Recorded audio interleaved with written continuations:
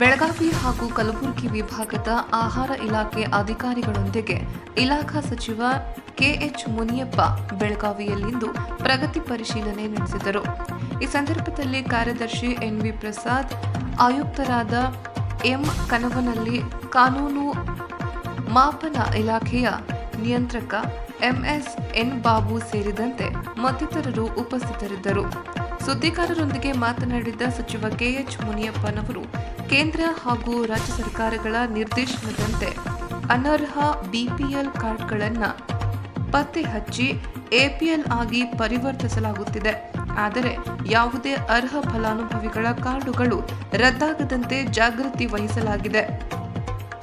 ಹೊಸದಾಗಿ ಇತ್ತೀಚೆಗೆ ಪಡಿತರ ಚೀಟಿಗೆ 3,95,000 ಅರ್ಜಿಗಳು ಬಂದಿದ್ದು, ಪರಿಶೀಲಿಸಿ ಅರ್ಹರಿಗೆ ಶೀಘ್ರವೇ ಕಾರ್ಡುಗಳನ್ನು ನೀಡಲಾಗುವುದು ಎಂದರು.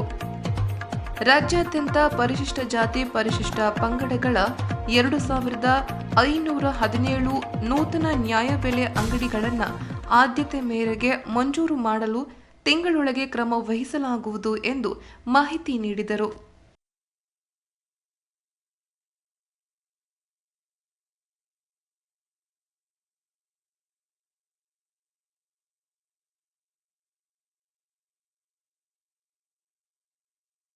ಹಾಸ್ಪಿಟ್ಲ್ಗೆ ಅಂತ ನಾವು ಇದು ಓಪನ್ ಮಾಡಿದಾಗ ಲಾಗಿನ್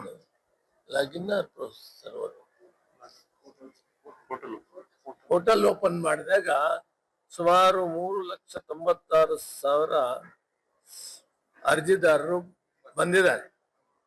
ಅದನ್ನ ಈಗಾಗಲೇ ನಾವು ತೀರ್ಮಾನ ತೆಗೆದುಕೊಂಡಿದ್ದೀವಿ.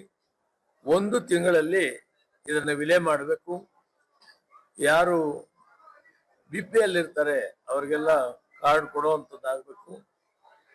ಈ ಹೊಸದಾಗಿ ಬಂದಿರೋ ಎಪಿಎಲ್ ಕಾರ್ಡನ್ನ ಮತ್ತೆ ನಾವು ಅದನ್ನ ರಿಜೆಕ್ಟ್ ಮಾಡಬೇಕು ಅಂತ ಹೇಳಿದ್ವಿ. ಯಾಕಂದ್ರೆ ಹಿಂದೆ ಇದ್ದಂಥವ್ರನ್ನ ನಾವು ಬಿಪಿಎಲ್ ಶಿಫ್ಟ್ ಮಾಡೋ ಎಪಿಎಲ್ಗೆ ಹಾಕ್ತೀವಿ.